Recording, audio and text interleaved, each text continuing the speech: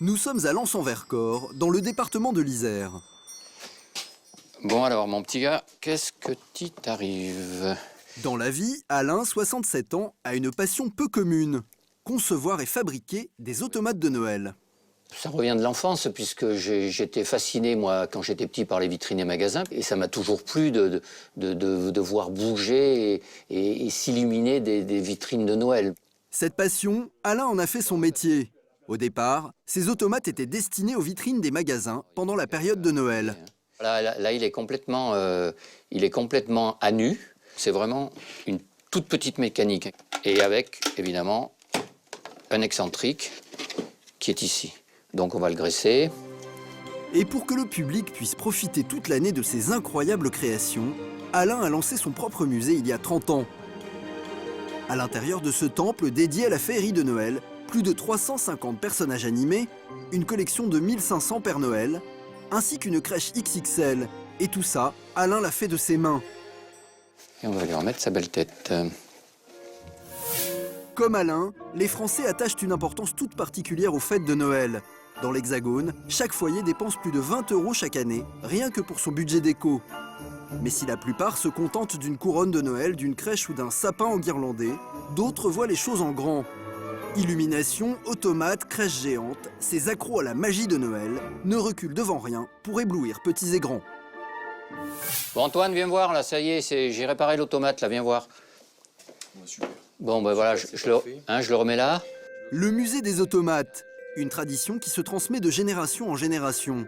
Depuis 5 ans, c'est Antoine, le fils d'Alain, qui dirige ce musée unique en son genre. Il a fallu que je choisisse entre continuer mon début de carrière dans l'informatique ou reprendre le musée. C'était une évidence de continuer ce qu'il a fait.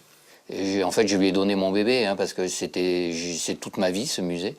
Donc, je suis content qu'il ait accepté de le reprendre.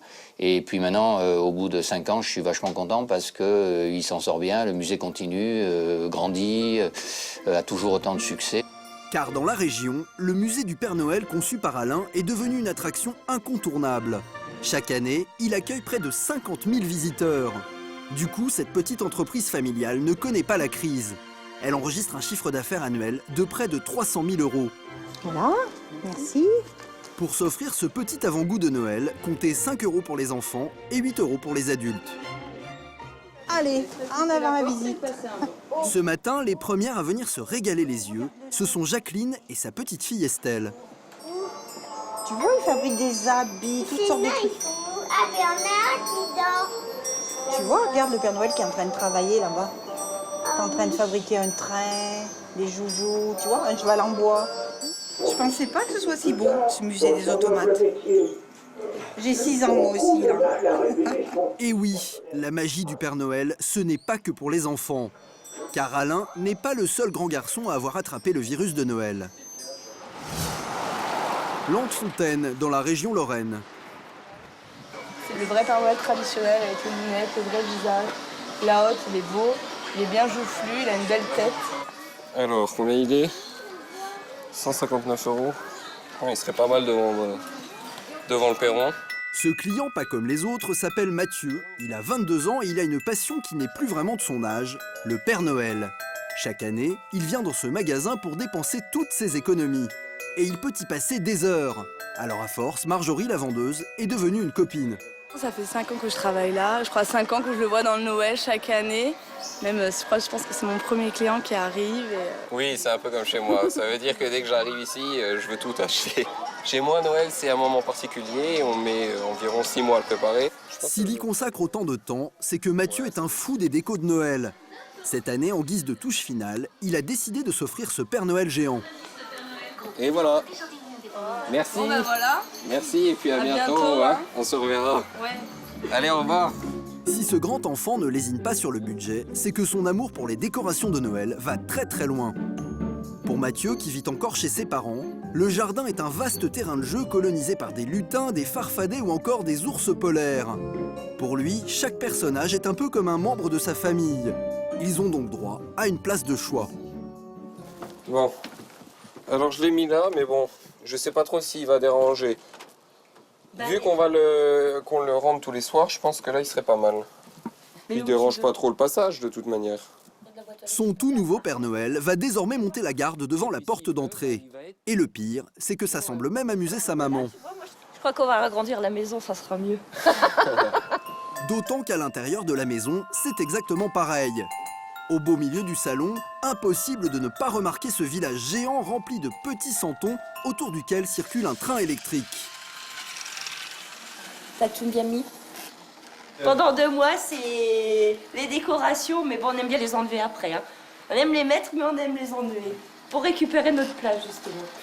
Que ce soit à l'intérieur ou bien à l'extérieur, ce décor digne d'un parc d'attractions est installé au millimètre près. Mathieu a conçu un plan sur lequel chaque détail a son importance. À partir du mois de juin, on commence à dessiner les plans. Donc par exemple, celui-là, c'est le podium qui est rempli de jouets. Et si Mathieu se prend pour un architecte, c'est parce que dans son village, ses décorations de Noël l'ont rendu célèbre. Ici, chaque année, à la tombée de la nuit, c'est le même rituel. Plus de 200 personnes viennent devant sa maison pour assister à un spectacle digne des illuminations des Champs-Élysées. C'est le grand soir, c'est parti. On est un peu stressé puisque les visiteurs ils vont arriver. J'espère qu'il y aura du monde, on verra. Le compte à rebours a commencé. Mathieu est dans tous ses états. C'est la course contre la montre. Ça y est, les visiteurs vont pouvoir commencer à rentrer. Malgré le froid et la pluie, tout le village ou presque est au rendez-vous. Bonsoir et bienvenue à la maison illuminée. 18 h, c'est le moment qu'il attend depuis des mois. Son heure de gloire est enfin arrivée. 3, 2, 1...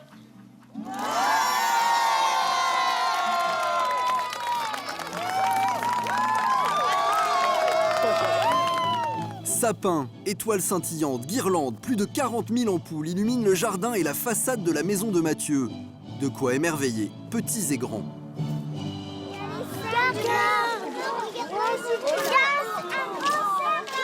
Il y a les cadeaux même du Père Noël. C'est splendide. Franchement, c'est super. C'est la magie de Noël qui commence. On est comme des enfants, on est émerveillés. C'est magique, c'est Noël.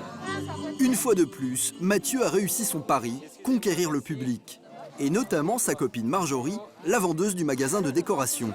Alors c'est beau? Que t'as, j'en ai un pas. Ouais, c'est trop beau, franchement, j'adore. Merci.